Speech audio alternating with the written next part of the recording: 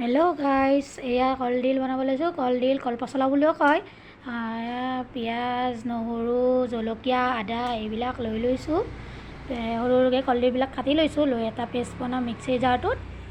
এয়া কলডিল সকলোৱে খাই ভাল পায়, সকলোৱে বনায়। আজি মই আপোনালোকৰ লগত শ্বেয়াৰ কৰিবলৈ আহিছোঁ মোৰ ৰেচিপিটো, মই কিদৰে বনাওঁ। এয়া পেষ্ট হৈ গ'ল। কেৰাহীখন ল'লোঁ, তাত শুকনা জলকীয়া এটা, তেজপাত এখিলা দি দিলোঁ, পাঁচফোৰণ, বেহৰ দি দিলোঁ।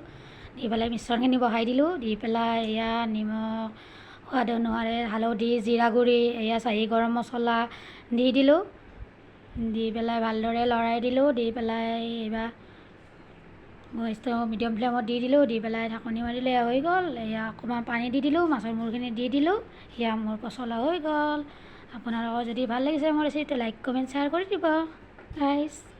এয়া হৈ গ'ল মোৰ পচলা। এয়া খাবলৈ কেনেকুৱা লাগে চাবচোন আপোনালোকে বনাই। এয়া হৈ গ'ল। Thank U.